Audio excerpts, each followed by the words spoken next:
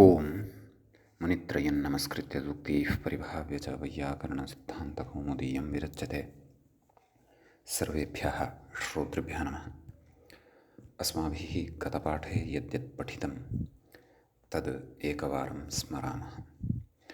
वयं वैयाकरणसिद्धान्तकौमुदी इत्याख्यस्य ग्रन्थस्य तत्र हलन्तपुल्लिङ्गप्रकरणं पठन्तः स्मः। प्रकरणस्यास्य अस्माकं क्रमे क्षन्तव्यः हलन्तनपुंसकलिङ्गप्रकरणं पठन्तः स्मः। प्रकरणस्यास्य अस्माकं क्रमे तत्र द्वितीयः पाठः गतपाठः प्रवृत्तः। अस्मिन् द्वितीये पाठे तत्र सर्वादौ वयं विमलद्यु इति शब्दविषये पठितवन्तः। विमलद्यु इति शब्दस्य नाम विमलदिव इति मूलतः वकारान्तः शब्दः भवति।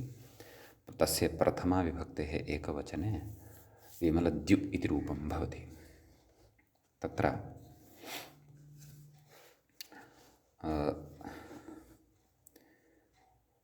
प्रथमा विभक्तेः द्विवचने विमलदिवि इत्यत्र अस्माभिः उत्तरपदत्वे चापदादिविधौ प्रतिषेधः इति वार्तिकमादाय चिन्तनं कृतं। तत्र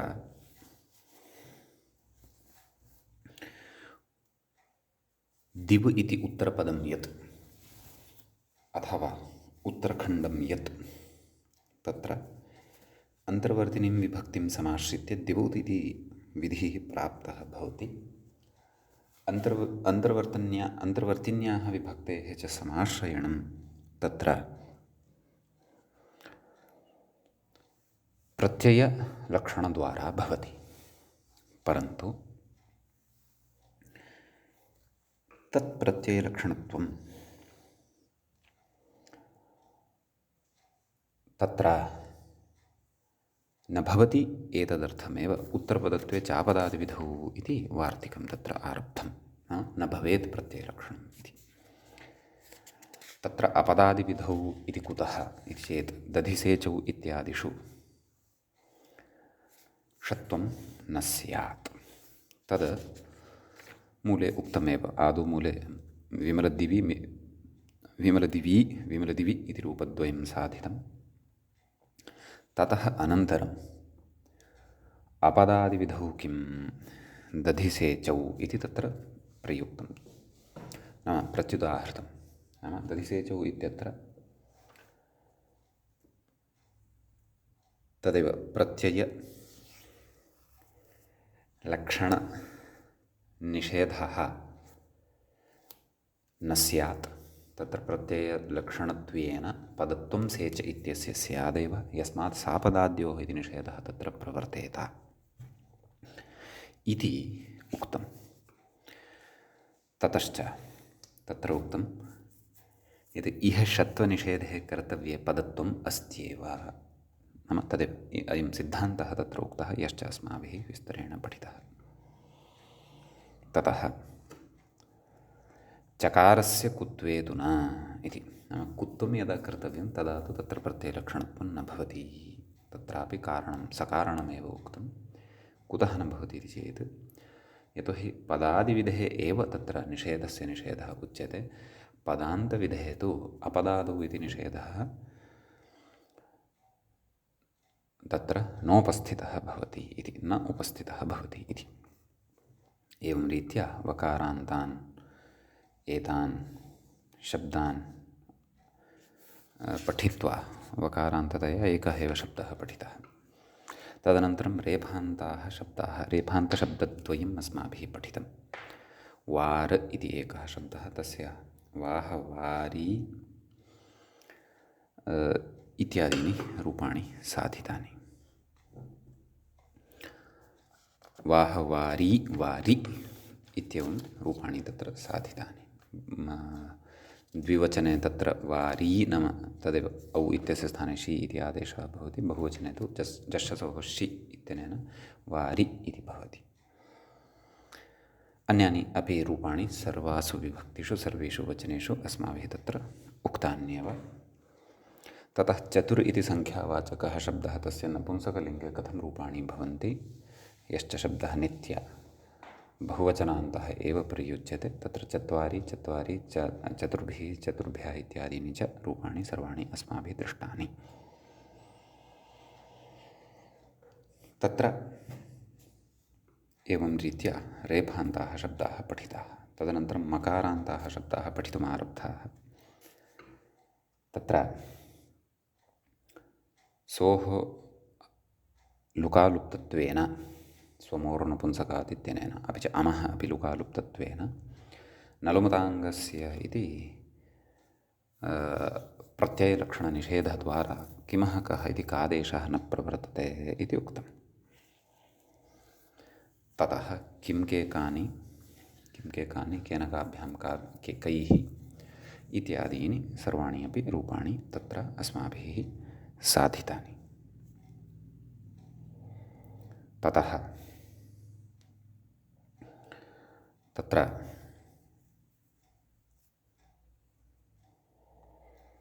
मकारान्तेषु अस्माभिः इदम् इति शब्दः यः वर्तते तस्य प्रथमाविभक्तेः एकवचने इदम् इति रूपं, द्विवचने इमे इति च रूपं साधितम्।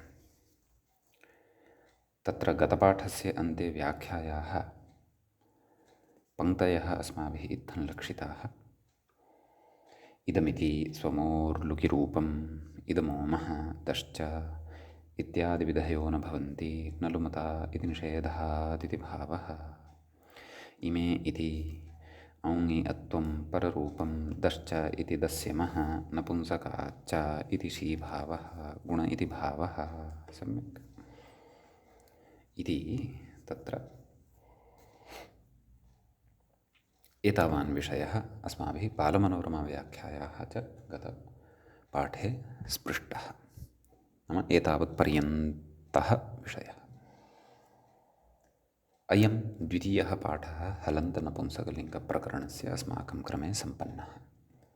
अधुना तावत् हलन्तनपुंसकलिङ्गप्रकरणस्यास्य हलन्तनपुंसकलिङ्गप्रकरणम् एवं किल अस्य तृतीयः पाठः अस्माकं क्रमे तत्र आरब्धो भवति। तृतीये अस्मिन् पाठे तत्र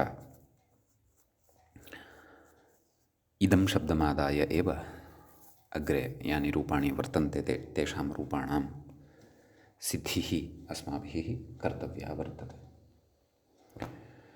व्याख्याता अग्रे कथयति इमानीति मूले इमानीति रूपं दत्तं वर्तते खलु तद्विषये कथयति जश्शसोः शिः नाम प्रथमा बहुवचने द्वितीया बहुवचने च जस् इति प्रत्ययः शस् इति च प्रत्ययः आगच्छति। अनयोरुभयोः स्थाने शि इति आदेशः विधीयते। तत्र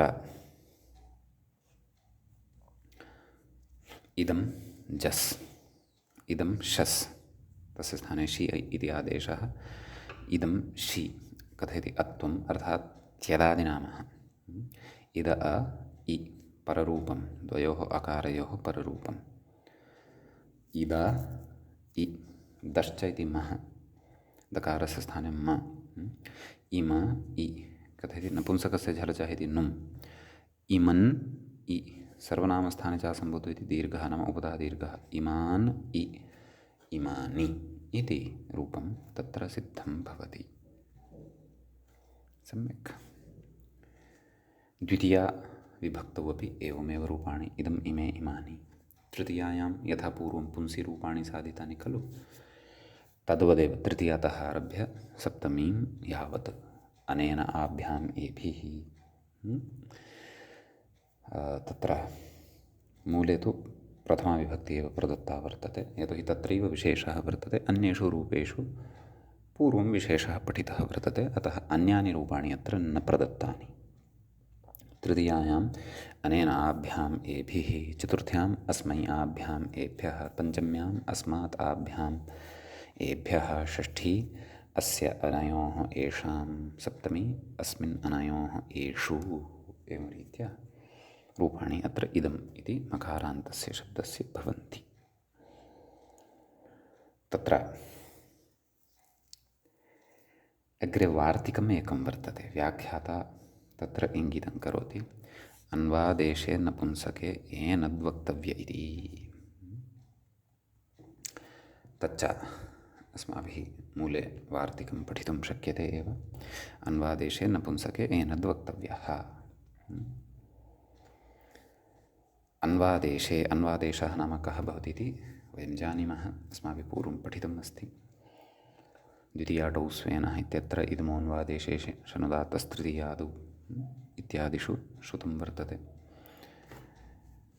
किञ्चित् कार्यम् उपात्तस्य कार्यान्तरं कारयितुम् अथवा कार्यान्तरं कर्तुं पुनरुपादानम् अन्वादेशः इत्युच्यते इति मूले एव अस्माभिः पठितम्। तत्र अन्वादेशे इति सप्तम्यन्तम् इत्युक्तमेव, नपुंसके इत्यपि सप्तम्यन्तम्, एनत् इति प्रथमान्तं, वक्तव्यः इति च प्रथमान्तम्। तत्र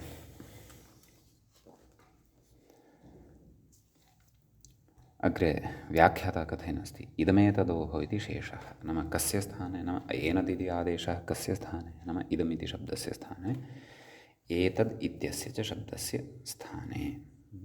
तद् एनद् तत्र अन्वादेश प्रकरणे तयोः शब्दयोः अनुवृत्त्या अयम् अर्थः अत्र लभ्यते किल।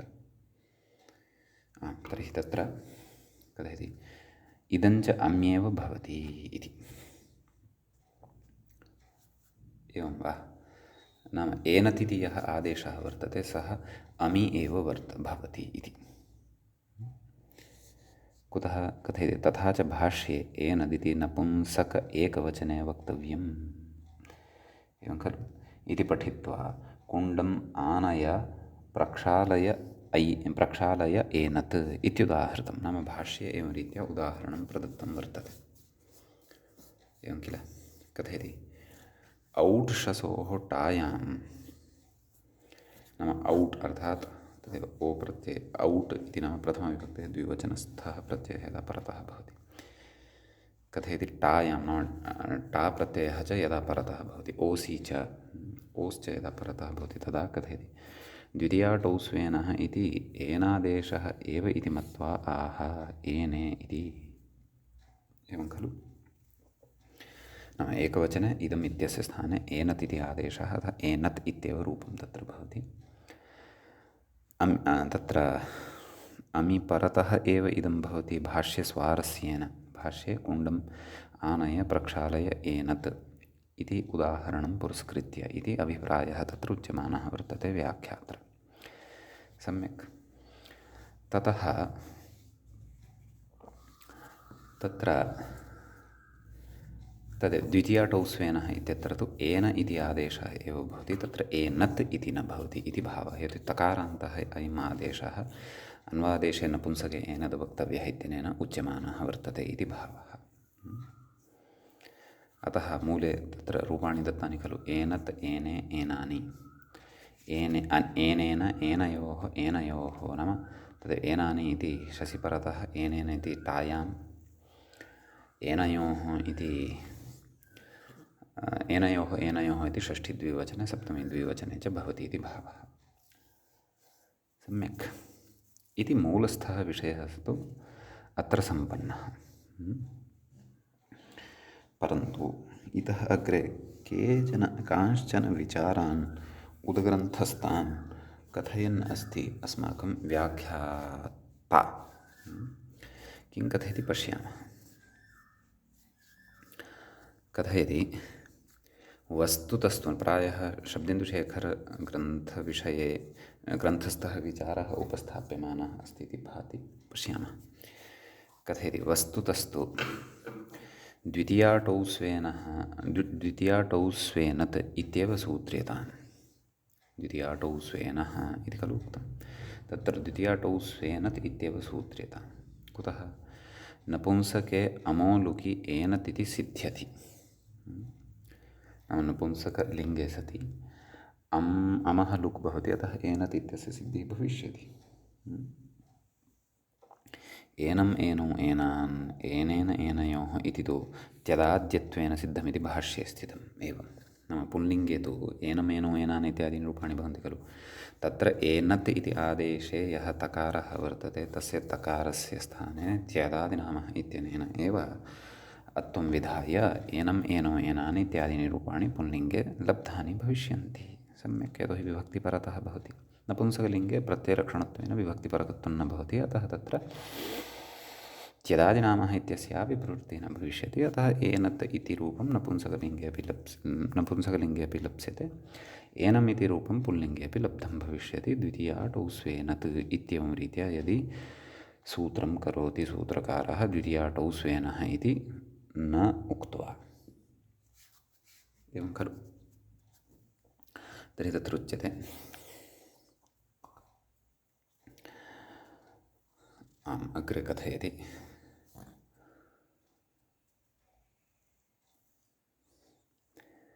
परमार्थस्तु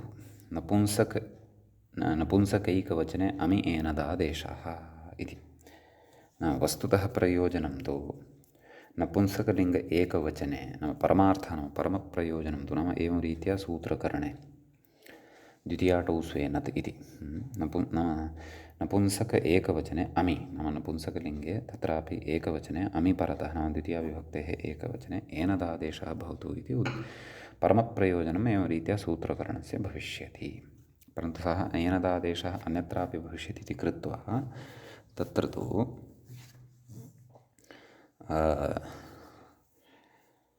किमिति उच्यते नाम त्यदादिनामः इत्यनेन अत्वं भविष्यत्येव इति अग्रे कथयति एनम् एनौ इत्याद्यर्थं द्वितीयाटौ स्वेनः इत्यत्र एनादेशः विधातव्यः एवं खलु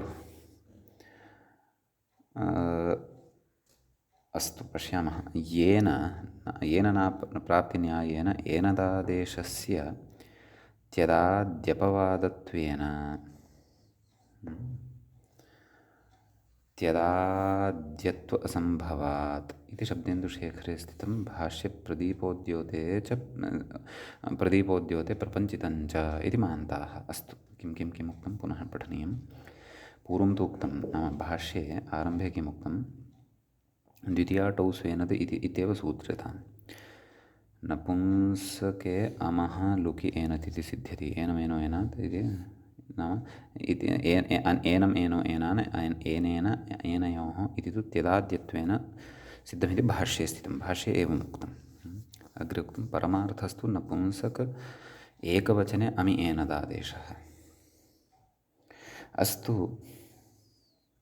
परमार्थः नाम कदा परमार्थः द्वितीयाटौ स्वेनत् एवं रीत्या सूत्रकरणे वा द्वितीयाटौ स्वेनः एवं रीत्या सूत्रकरणे वा द्वितीयाटौ स्वेनत् इत्येवं रीत्या सूत्रकरणे एव तत्र एनदादेशः सम्भवति खलु अग्रे उक्तम् एनम् एनौ इत्याद्यर्थं द्वितीयाटौ स्वेनः इत्यत्र एनादेशो विधातव्यः एवं खलु एनादेशः विधातव्यः इति उच्यते तर्हि भाष्ये पूर्वं यः सिद्धान्तः अस्ति इति यद् व्याख्यात्र उच्यते तदङ्गीकर्तव्यं वा इदमङ्गीकर्तव्यं वा अस्तु पश्यामः अग्रे नाम एनादेशः विधातव्यः कथयति येन नाप्राप्तिन्यायेन एनद् आदेशस्य त्यदाद्यपवादत्वेन त्यदाद्यत्वासम्भवात् त्यदादिनामः इत्यनेन नाम यदि द्वितीयाटौ स्वेनः इत्यनेन तत्र एनादेशः एव उच्येत तर्हि येन नाप्राप्तिन्यायेन नाम अपवादलक्षणमस्ति खलु इदं किं येन नाप्राप्ते यो विधिरारभ्यते स तस्य अपवादः तत्रैव कथयन्नस्ति येन नाप्राप्तिन्यायेन एनदादेशस्य त्यदाद्यत्व अपवादेन एवं खलु नाम एनदादेशः यः वर्तते तस्य अस्तु त्यदादिनामः इत्यस्य अपवादत्वेन स्थास्यति त्यदाद्यत्वसम्भवात् नाम त्यदाद्यत्वं न भवति इति शब्देन्दुशेखरे स्थितं भाष्ये तर्हि नाम त्यदाद्यत्वं न भवति इति कृत्वा तत्र वार्तिकमेव वक्तव्यम् इति अभिप्रायो भासते। यतोहि अत्र स्पष्टतया विषयं नोक्तवान् अस्ति व्याख्याता, पूर्णतया अथवा तु स्पष्टतां कुर्यात्। यतोहि भाष्ये पूर्वम् एकः पक्षः श्रावितः खलु एतेन, एनम् अनेन अनेन इत्यादि तु त्यदाद्यत्वेन सिद्धमिति भाष्येऽस्ति। नाम भाष्ये एवम् उक्तं वर्तते, परमार्थस्तु नपुंसकैकवचने अमि एनदादेशः इत्यपि उच्यमानं वर्तते तत्र। पुनश्च एनमेनो इत्याद्यर्थं द्वितीया टौ स्वेनः इति एनदादेशः विधेयः। पुनः इति तेन न उच्यमानं वर्तते, पुनः नाम सः अग्रे एवं रीत्या पङ्क्तिं कथयन्नस्ति इति। एनादेशः विधातव्यः। येन नाप्राप्तिन्याय्येन एनदादेशस्य त्यदाद्यत्वापवादत्वेन त्यदाद्यत्व असम्भवात्। नाम एनदादेशः यः वर्तते तस्य त्यदाद्यत्वापवादत्वेन अत्वन्न भवति। नाम तत्र एनद् इत्यस्य तकारस्य स्थाने अत्वन्न भवति, असम्भवात् इति शब्देन्दुशेखरे स्थितं। नाम तर्हि एनदादेशः नाम एनत् इत्येवं रीत्या यदि सूत्रं पठ्येत द्वितीयटौ स्वे नत्, तदा त्यदाद्यत्वम् इत्यस्य अपवादत्वेन तत् तिष्ठेत्। तस्माच्च एनम् एनौ एनान् एवं रीत्या रूपाणि न लभ्येरन् तत्र तकारस्य श्रवणं स्यात्। यतोहि तकारपाठारम्भसामर्थ्यात् तत्र नाम सूत्रे एनद् इति तकारसहितस्य एन इति आदेशस्य आरम्भसामर्थ्यात् त्यदादिकार्यं बाधितं स्यात्। कुतः? येननाप्राप्तिन्यायद्वारा। अतः प्रकृते परमप्रयोजनमाश्रित्य, परमप्रयोजनं द्वितीयटौ स्वेनः एनम् एनौ एनान् इत्यादीनां रूपाणां सिद्धिरेव। अतः परमप्रयोजनं पुरस्कृत्य द्वितीयटौ स्वेनः इत्येवमेव सूत्रं कर्तव्यं स्यात्। एनदादेशार्थं तु पृथक् वचनं किमपि कर्तव्यम् इति शब्देन्दुशेखरस्य अभिप्रायः, भाष्यस्य च अभिप्रायः भवितुम् अर्हति इति मया अनुमीयते। विस्तरार्थं तु शब्देन्दुशेखरग्रन्थः एव अत्र द्रष्टव्यः। यतोहि व्याख्यात्रा भाष्यशेखरादीनाम् अभिप्रायं पुरस्कृत्य अतीव लाघवेन विषयः समाप्तः वर्तते। तथापि अस्तु, कश्चन संस्कारः अथवा तत्र अस्माभिः स्वपक्षादपि किञ्चन चिन्तनमत्र यद्विहितं तस्य ईषद्वा प्रयोजनम् उद्ग्रन्थ अध्ययनवेलायां भविष्यति। अत्र अहं यावदवगच्छन्नस्मि, नाम अत्र पृथक्तया वचनम् एनदादेशाय कर्तव्यमेव। भाष्ये तु यत् पूर्वमुक्तं नाम द्वितीयाटौ स्वेनद् इत्येवमेव सूत्रं वक्तव्यं, तत्सः तु कश्चन एकः पक्षः भवितुमर्हति। सः सिद्धान्ततया एव भाष्ये पक्षः उपस्थापितः स्यात् इति वक्तुं न शक्नुमः अत्रत्यं विवरणं पठित्वा। सम्यक्, अस्तु, विस्तरस्तु एतदर्थम् अस्माभिः उद्ग्रन्थे एव द्रष्टव्यः। सद्यः अस्माभिः बालमनोरमाकारेण यावती अत्र चर्चा कृता, तावत्याः एव चर्चायाः अत्र अवगमनं कृत्वा अग्रे गम्यते। सम्यक् भवतु। तर्हि तत्र कथयति इति मान्ताः नाम मकारान्ताः शब्दाः अत्र सम्पन्नाः भवन्ति इति भावः। समीचीनम्। इदानीम् अग्रे कीदृशाः सन्ति शब्दाः उच्यमानाः तद्विषये अस्माभिः वर्तते पठनीयम्। समीचीनं। तत्र किं कथयति व्याख्याता इति चेत् कथयति अथ नकारान्ता निरूप्यन्ते। हलन्तेषु अग्रिमः हल् वर्णः नकारः स्वीकृतः वर्तते। तदन्ताः शब्दाः अधुना नपुंसकलिङ्गे निरूप्यन्ते। सम्यक्, हलन्त पुल्लिङ्गप्रकरणे नकारान्तशब्दास्तावत् अस्माभिः विस्तरेण पठिताः एव, परन्तु पुल्लिङ्गव्यवस्थाम् आदाय पठिताः वर्तन्ते। तत्र आनुषङ्गिकतया क्वचित् नपुंसकलिङ्गचर्चा अपि जाता, परन्तु प्राधान्येन नपुंसकलिङ्गचर्चा तु अधुना अस्माभिः अत्र करिष्यते। सम्यक्। आं कथयति ब्रह्मेति। तत्र नकारान्तेषु शब्देषु प्रथमः एव शब्दः ब्रह्मन् इति शब्दः स्वीकृतः वर्तते। तद्विषये आदौ किञ्चित् कथयन्नस्ति एषः व्याख्याता। किं कथयति चेत् वेदादौ वाच्ये ब्रह्मन् शब्दः नपुंसकलिङ्गः। नाम वेदार्थे यत्र ब्रह्मशब्दः ब्रह्मन् इति शब्दः प्रयुज्यते एवं खलु, तदा अयं शब्दः नपुंसकलिङ्गः नाम नपुंसकलिङ्गे एव भवति इति। तत्र उदाहरणमपि नाम कोशोदाहरणं कोशप्रामाण्यमपि अग्रे यच्छन्नस्ति।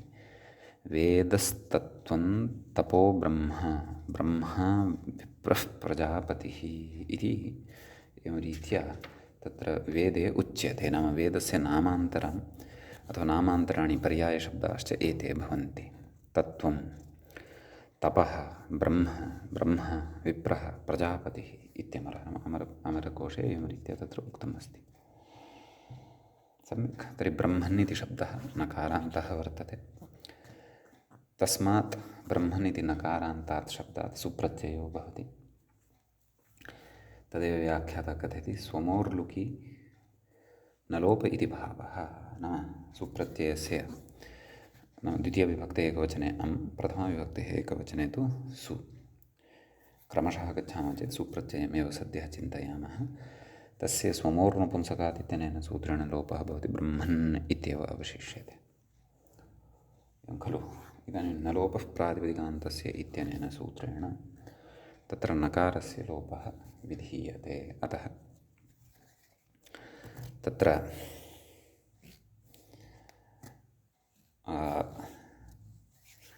ब्रह्म इति प्रथमाविभक्तेः एकवचने रूपं सिद्ध्यति।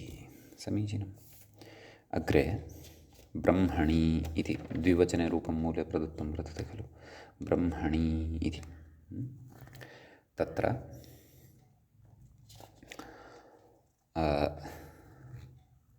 तदेव नाम ब्रह्मन् इति शब्दः भवति, औ इति प्रत्ययो भवति। व्याख्याता कथयति औं शी नाम नपुंसकाच्च इत्यनेन औ इत्यस्य स्थाने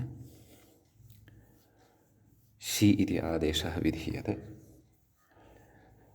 तत्र ब्रह्मन् इ कथयति अट्कुवाङ्नुम् इति अणत्वं नाम अट्कुवाङ्नुं व्यवायेपि इति च सूत्रम् अस्माभिः पूर्वं पठितमेव वर्तते। एतेन सूत्रेण अणत्वं भवति।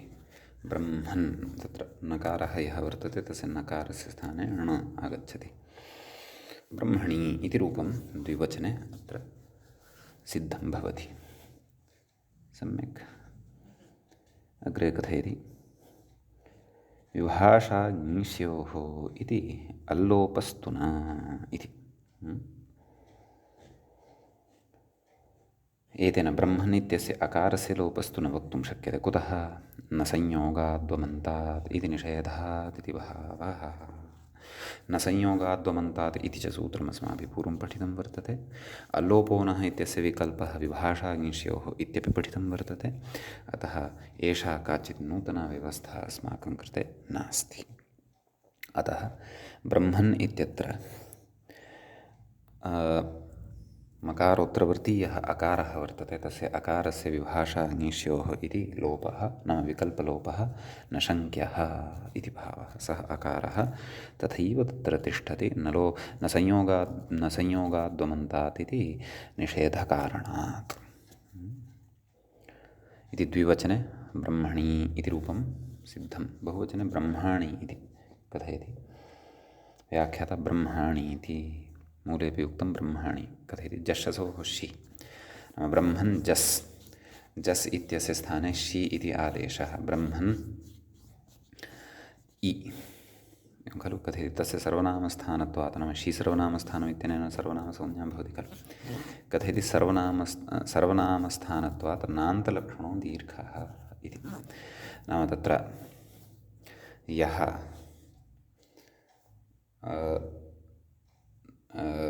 नान्तलक्षणो दीर्घः नाम तदेव प्रकृते उपधः दीर्घः भवति खलु केन सर्वनामस्थाने च असम्बुद्धौ इत्यनेन एवं खलु अतः तत्र ब्रह्माणि इति रूपं बहुवचने सिद्धं भवति इति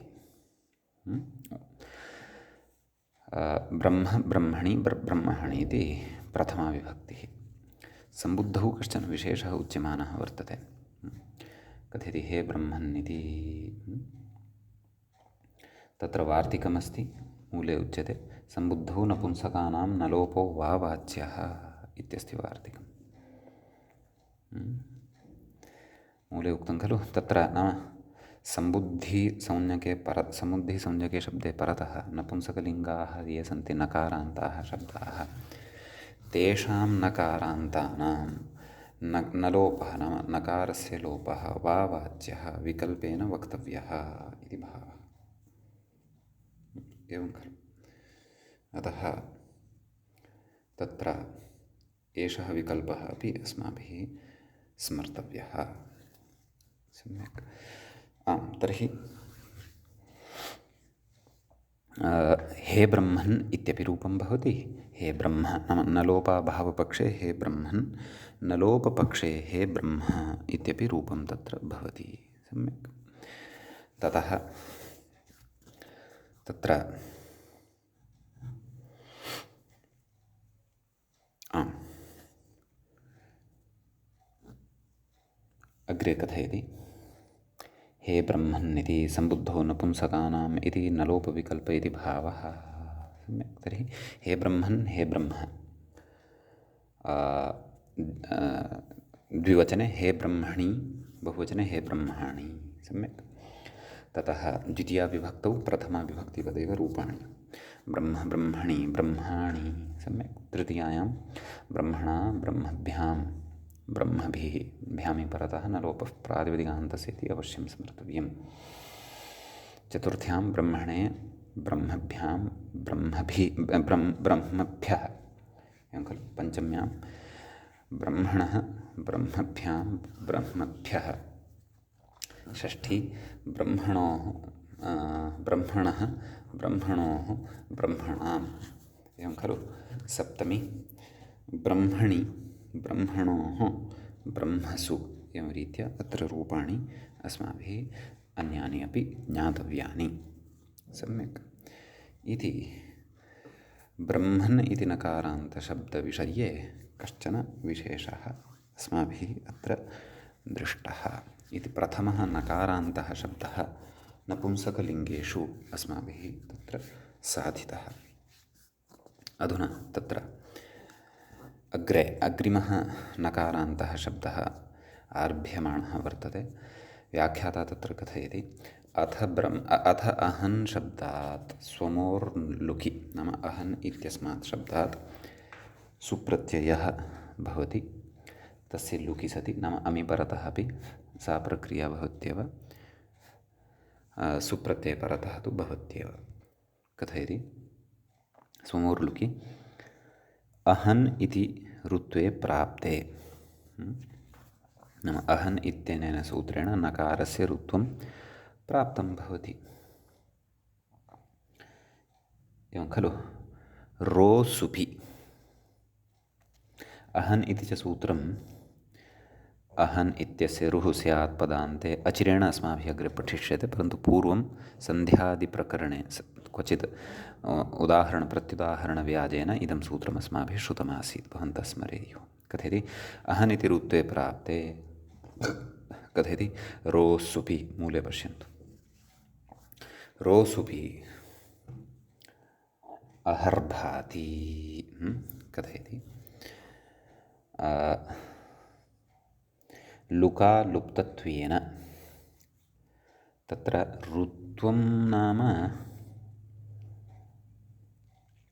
कथयति अथ अहन् शब्दः कथम् आरम्भं कृतवान् अथ अहन् शब्दात् स्वमोर्लुकि अहन् इति ऋत्वे प्राप्ते अहरोसुपि आम् लुकालुप्तत्वेन प्रत्ययलक्षणाभावात् इति भावः नाम तत्र अहन् इत्यनेन सूत्रेण ऋत्वम् उच्यते खलु अहन् इत्यस्य रुः स्यात् पदान्ते इति खलु उच्यते तत्र अस्माकं सूत्रम् इदं यद्वर्तते किं रोः असुपि इति तत् किं कथयति नाम एकं सूत्रं तु रोः सुपि इति वर्तते खलु इदं च सूत्रं रोः असुपि इति वर्तते इति चेत् अह्नः रेफादेशः न तु सुपि इति नाम अहन् इति शब्दस्य रेफादेशः भवति एवं खलु परन्तु सुप् परतः नापेक्षितः एवं किल अत एव तत्र भाति इत्यत्र भाति इत्यस्य यः भकारः वर्तते सः तु भाति इति पदस्य आद्यः वर्णः वर्तते तर्हि किं कथयति पश्यामः अत्र कथयति रोसुपि इति कथयति नाम ऋत्वं प्राप्तं वर्तते परन्तु तत्र तदेव रोसुपि इत्यनेन तस्य नियमनं क्रियते नाम अहन् इत्यस्य ऋत्वं भवति परन्तु तत्र सुप् परतः नापेक्षितः इति खलु उच्यते अह्नः रेफादेशः न तु सुपि अहरः इति उदाहरणं साधितं खलु अस्माभिः पूर्वम् अहरगणः इति च उदाहरणं तत्र कथयति लुकालुप्तत्वेन प्रत्ययलक्षणाभावात् इति भावः नाम लुका तत्र लोपः कृतः भवति इति कृत्वा तत्र प्रत्ययलक्षण नाम प्रत्ययलक्षणत्वेन सुप्रत्ययः न लभ्यते इति कृत्वा तस्य ऋत्वं न भवति इति भावः सम्यक् अतः तस्य नाम अहन् इत्यस्य तत्र ऋत्वं यदि न भवति तर्हि अहर्भाति इत्यादिषु तदेव रोसुपि इत्यनेन सूत्रेण रेफः भवति इति भावः इति अवगन्तव्यम् अतः रेफे सति तत्र अहः इत्येव रूपं भवति यदि परतः भाति इत्यादिकं वर्तते तर्हि तस्य स्थाने नाम तस्य ऋत्वांशाभावात् हसि च इत्यनेन उत्वादिकं न भवति अन्यथा अहो भाति इति रूपं भवति स्म सन्धिरूपं सम्यक् अतः तत्र रोसुपि इत्यनेन रत्वमेव भवति ऋत्वं न भवति इति एवं किल अह्नः रेफादेशः स्यात् इति भेदः वर्तते अतः अत्र ईषत् सूक्ष्मतया बुद्धिः कर्तव्या अन्यथा अहो भाति इति रूपं भवति स्म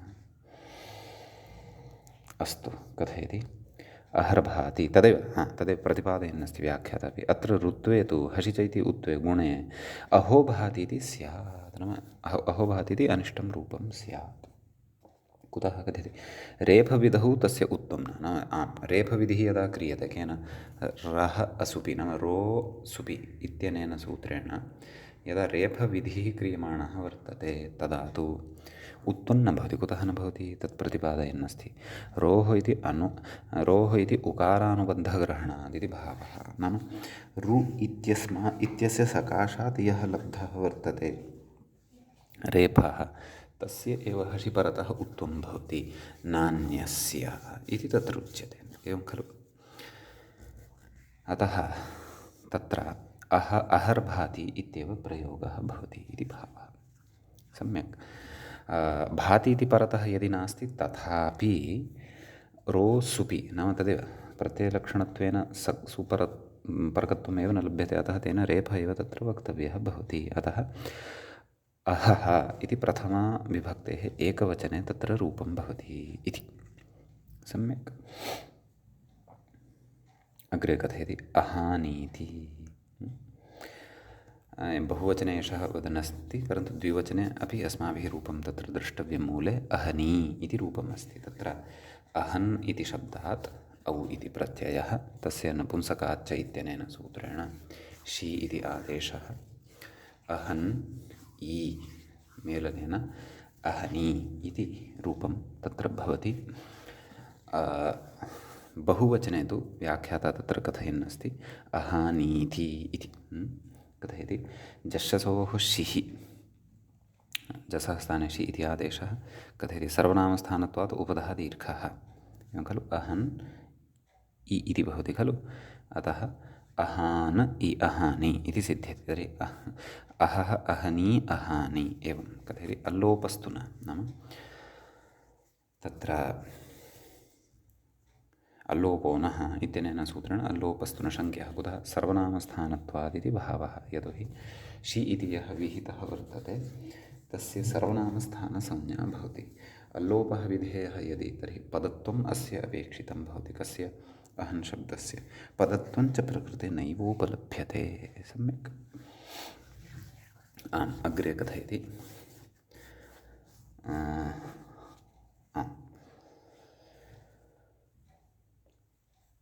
कथयति टादावचि नाम तर्हि एतावता अस्माभिः अहः अहनी अहानि इति एकं रूपं साधितं।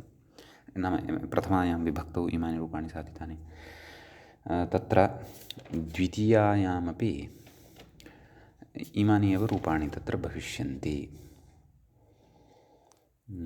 परन्तु तत्र प्रथमाविभक्तेः द्विवचने अह्नि अहनि इति रूपद्वयं विकल्पेन भवति वा तद्विषये अत्र चर्चा सद्यः न दृश्यते। अस्तु, पश्यामः अग्रे। भवतु। तर्हि अहानि इति प्रथमा साधिता, द्वितीया साधिता, तृतीयाविभक्तेः एकवचने तत्र अह्ना इति रूपं खलु। तत्रैव व्याख्याता कथयन्नस्ति टादावचि अल्लोपः नाम तत्र अल्लोपः भवति। नाम अहन् आ इत्यवस्थायां भत्वं लभ्यते। अतः अल्लोपो नः इत्यनेन अकारस्य लोपः भवति। नाम हकारोत्तरवर्ती यः अकारः तस्य लोपः भवति। अह्न आ अह्ना इति सिद्ध्यति। ततः अह्ने इत्यादि नाम अह्ना द्विवचने किं भवति? अहोभ्यां। तद्विषये कथयिष्यति, भ्यामादौ कथयिष्यति। अह्ने इति चतुर्थी विभक्तेः एकवचनमेव कथयन्नस्ति। नाम इत्यादि इत्यनेन सर्वाः ताः विभक्तयः यासाम् आरम्भे अच् भवति ताः विभक्तयः विवक्षिताः वर्तन्ते। नाम षष्ठी एकवचनमपि अह्नः, सप्तमी एकवचनमपि अह्नि। परन्तु कथयति भ्यामादौ हलिविशेषणाः। नाम तत्र भ्यां प्रत्ययः यदा परतः भवति अथवा तादृशी विभक्तिः परतः भवति यस्याः विभक्तेः आरम्भे हल् इति भवति, तद्विषये कथयति। तत्र विशेषमाः कं विशेषमाः इति चेत् अहन् नाम सूत्रमेव अस्ति, मूले पश्यन्तु। अहन् इति अहन् इत्यस्मिन् सूत्रे तत्र षष्ठी विभक्तिः वर्तते, एकवचनञ्च वर्तते। नाम षष्ठी तत्र लुप्ता वर्तते। षष्ठ्याः तत्र सौत्रत्वात् लोपः जातः वर्तते। सम्यक्। वस्तुतः तत्र षष्ठी एव वर्तते अहन् इत्यस्य इत्यर्थः। वयं पश्यामः अष्टमाध्यायस्य द्वितीयपादस्य अष्टषष्टितमम् इदं सूत्रं भवति। सम्यक्। तत्र अहन् इति इत्यत्र ससजुषोरुः कथयति व्याख्याता। ससजुषोरुः इत्यतः रुः इत्यनुवर्तते। अपि च स्कोः संयोगाद्योरन्ते च इत्यतः अन्त इति च कथयति। पदस्य इति अधिकृतं पदस्य अधिकारे इदं वर्तते। अग्रे कथयति अहन् इति लुप्तषष्ठीकं पदं तद् उक्तमेव अस्माभिः। तदाह नाम सूत्रार्थं कथयति। अहन् इत्यस्य मूले सूत्रार्थः द्रष्टव्यः। किं कथयति? अहन् इत्यस्य रुः स्यात् पदान्ते। भ्यामादौ परतः पदान्तत्वं लभ्यते एव खलु। कथं? स्वादिष्व सर्वनामस्थाने इत्यनेन। तदेव कथयति। अहन् इत्यस्य रुः स्यात् पदान्ते तावदेव। कथयति अहोभ्यां, कथयति नस्य रुत्वे अर्थात् अहन्भ्याम् इत्यवस्थायां यः तत्र नकारः वर्तते तस्य नकारस्य रुत्वं भवति एवं खलु। अतः अहरूभ्यां ततः कथयन् अस्ति हसि च इति उत्वे अहो नैव रुस्थाने उत्तम अह उभ्यां गुणः अहोभ्याम् इति भावः अहोभ्याम् इति रूपं तत्र सिद्धं भवति। सम्यक्।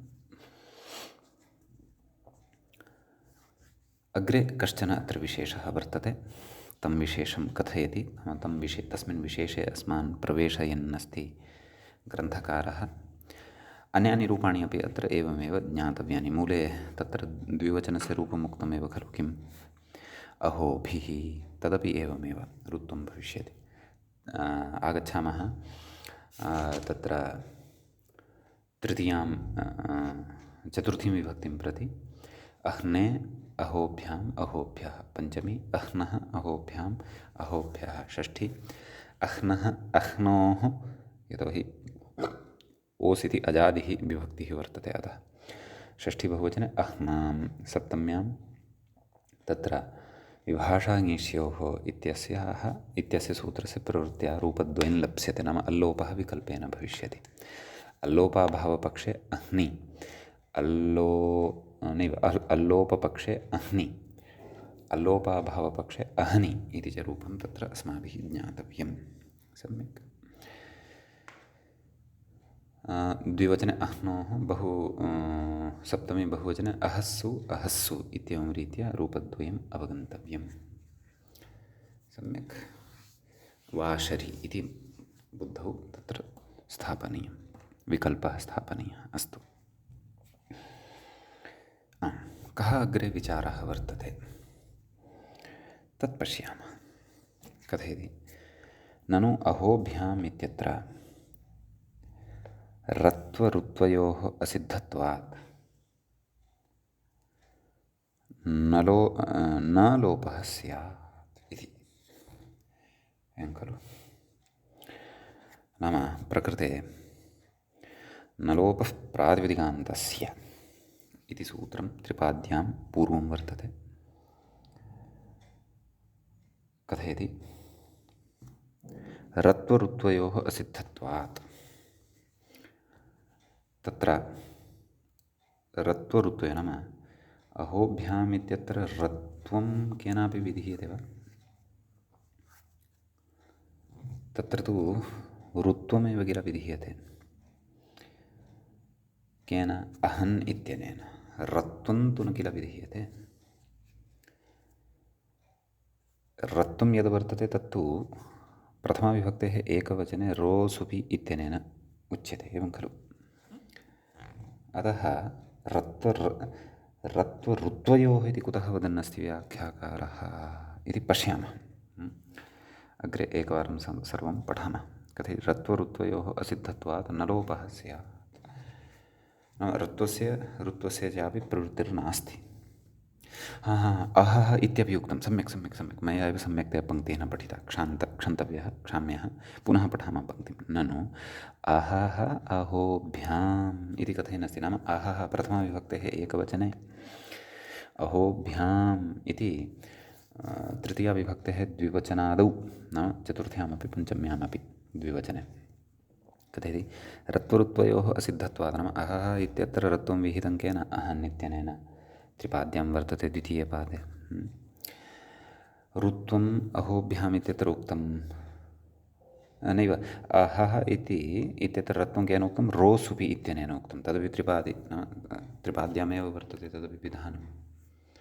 मानवः अष्टमाध्यायस्य द्वितीयपादस्य ऊनसप्ततितमं सूत्रं वर्तते।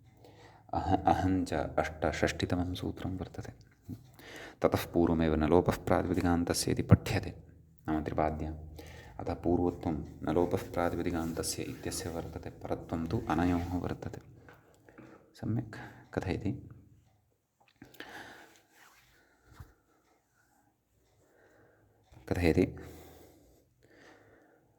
रत्वऋत्वयोः असिद्धत्वात् न लोपः स्यात् एवं खलु नाम न लोपः प्रातिपदिकान्तस्य इत्यनयोः दृष्टौ अनयोः असिद्धत्वं वर्तते अतः असिद्धत्वात् न लोपः प्रातिपदिकान्तस्य इत्यस्य प्रवृत्त्या नकारलोपः स्यात् नकारः यदि लुप्तः तर्हि रत्वं कस्य कर्तव्यं रुत्वं च कस्य कर्तव्यं वा न वा कथयति न च रत्वऋत्वे न लोपौ न लोपापवादौ इति वाच्यं नाम रत्वमिदं रुत्वञ्च इदं रत्वं नाम रोः असुपि रोसुपि रुत्वं नाम अहन् इति एतद्द्वयं न लोपापवादौ नाम न लोपः प्रातिपदिकान्तस्य इत्यस्य अपवादत्वेन स्तः इति न वक्तव्यम् इति न वाच्यं कुतः कथयति नङि सम्बुद्ध्योः इति नरोपनिषेधस्थले खलु नङि सम्बुद्ध्योः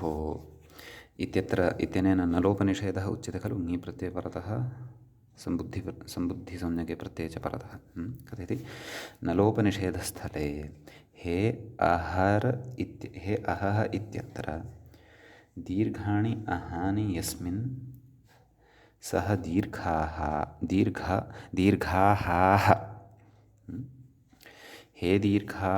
हे दीर्घाहो निदाघ इत्यत्र च न लोपे असत्यपि ऋत्वरत्वयोः असम्भवात् इत्याशङ्क्य निराकरोति नाम पुनः अत्र एकवारम् एतं विचारम् अवगच्छामः कः अभिप्रायः नाम प्रकृते रत्वऋत्वे खलु न लोपस्य अपवादभूते तदा भवितुम् अर्हतः यदि अनयोः उभयोः अपि अन्यत्र क्वापि अवकाशः एव नास्ति निरवकाशत्वं यदि अस्ति एवं खलु अनयोः अन्यत्र अवकाशः उच्यमानः वर्तते नाम यदि अहन् इत्यस्य नाम प्रकृते अहः अथवा अहोभ्याम् इत्येतदर्थमेव इदं सूत्रद्वयं किं रोसुपि अहन् कृतं स्यात् अन्यत्र अनयोः अवकाशः एव नास्ति इति यदि स्यात् तदा अत्र न लोपः प्रातिपदिकान्तस्य इत्यस्य अपवादत्वम् अनयोः वक्तुं शक्यते तथा नास्ति इति व्याख्याता पूर्वपक्षी स्वकीयं पक्षम् इतोपि दृढं कुर्वन्नस्ति इति भावः सम्यक् तदेव पुनः पश्यन्तु ननु इत्यतः पुनः पठामः ननु अहः अहोभ्याम् इत्यत्र रत्वऋत्वयोः असिद्धत्वात् न लोपः न स्यात् नाम न लोपः न भवेत् इति समस्या अस्ति अस्याः समस्याः परिहारः अनन्तरं वक्ष्यते एषा या समस्या अथवा अयं यः पूर्वपक्षः वर्तते तद्व्याख्याता इतोपि दृढं कुर्वन् कथयन्नस्ति नाम न च रत्वऋत्वे न लोपापवादौ इति वाच्यं नाम रत्वं रोसुपि ऋत्वम् अहन् इति न लोपः प्रातिपदिकान्तस्य इति प्रबाध्य प्रवर्तते अपवादत्वेन इति न वक्तव्यं कुतः नङि सम्बुद्ध्योः इति न लोपनिषेधस्थले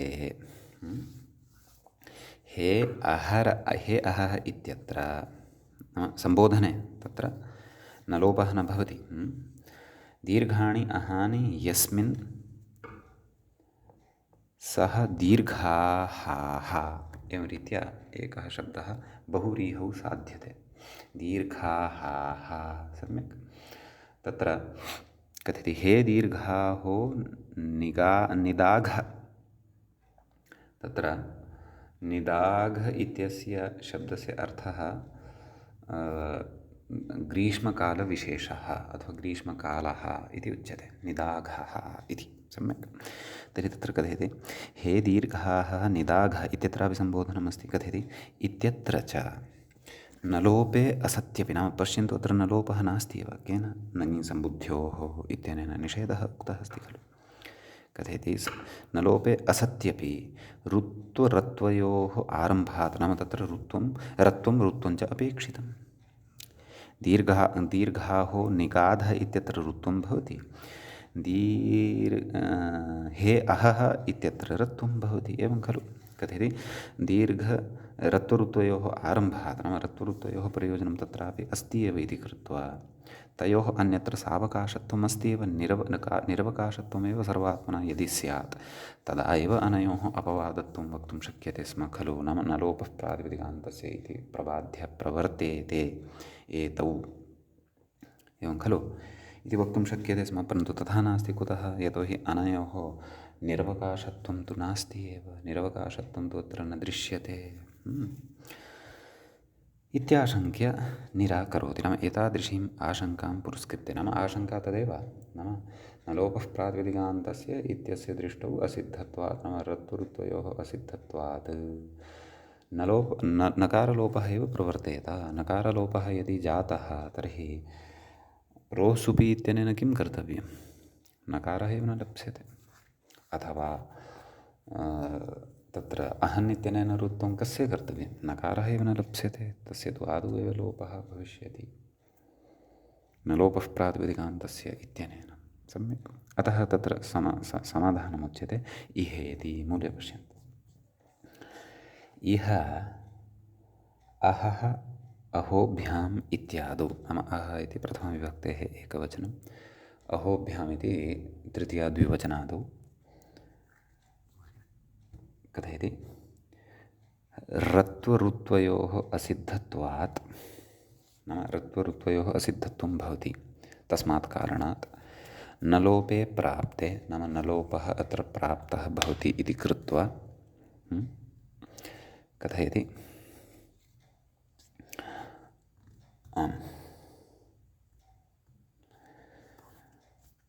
न लोपे प्राप्ते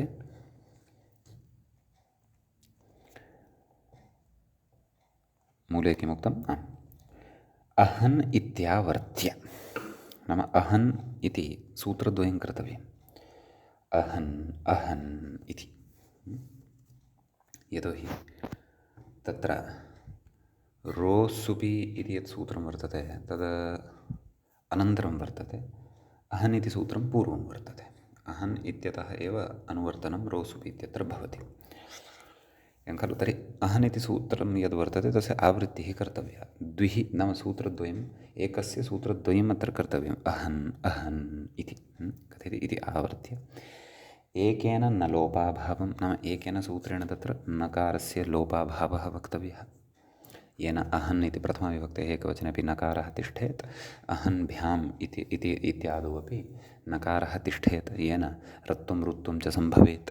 एवं खलु कथयति एकेन इति मूले उक्तं खलु। एकेन न लोपाभावं निपात्य, नाम न लोपस्य अभावं निपात्य, नाम न लोपस्य अभावस्य निपातनं कृत्वा द्वितीयेन रुर्विधेयः, नाम द्वितीयः यः अहन् इति वर्तते, अहन् इति द्वितीयं यत् सूत्रं वर्तते तेन रुत्वं विधेयं, रुः विधेयः। व्याख्याता कथयति एकेन इति, नाम आवृत्तयोः प्रथमेन अहन् इति सूत्रेण पदान्ते अहन्नित्येव स्यात्, नाम तत्र न लोपाभावः निपातनीयः, न तु न लोपः इत्यर्थकेन इत्यर्थः, नाम तत्र न लोपः न भवति इति तेन अर्थः प्रतिपाद्यते इति भावः। आवृत्तयोः यः यत् प्रथमं सूत्रं वर्तते अथवा एकं किमपि यद् वर्तते, द्वितीयेन मूले उक्तं खलु द्वितीयेन रुर्विधेयः, कथयति द्वितीयेन अहन् इत्यस्य रुः स्यात् पदान्ते इति अर्थकेन इत्यर्थः। नाम तेन अहन् इत्यस्य रुः इति विधेयम् इति। तदिदं सर्वमपि न लोपः प्रातिपदिकान्तस्य इत्यनेन प्राप्तस्य न लोपस्य बाधनाय एषा आवृत्तिकल्पना अत्र उच्यमाना वर्तते इति भावः। सम्यक्। अग्रे कथयति एवञ्च अह्नो न लोपप्रतिषेधः इति वार्तिकं न कर्तव्यमिति भावः। नाम अह्नः न लोपप्रतिषेधः इति वार्तिकं यत् पठ्यते तस्य वार्तिकस्यापि अपेक्षा नास्ति यदि अहन् सूत्रस्य एव अत्र आवर्तनं क्रियते, द्विः इदं सूत्रं पठ्यते अर्थभेदेन तदा। सम्यक्। इति कश्चन शास्त्रीयः सैद्धान्तिकः विचारः अत्र प्रतिपादितः। अन्येपि केचन सिद्धान्तः अत्र अस्माभिः श्रोतव्याः वर्तन्ते। तान् सिद्धान्तान् वयम् अग्रिमे पाठे तत्र श्रोष्यामः। अद्यतनपाठः तु तावत् अस्माभिः अत्रैव उपसंह्रियते। अत्रैव वयं मङ्गलं कुर्मः। मुनित्रयं नमस्कृत्य सूक्तिः परिभाव्य च वैयाकरणसिद्धान्तकौमुदीयं विरच्यते। एवञ्च हलन्तनपुंसकलिङ्गप्रकरणस्यास्य अस्माकं क्रमे एषः तृतीयः पाठः सम्पन्नतां गतः। नमः सर्वेभ्यः श्रोतृभ्यः।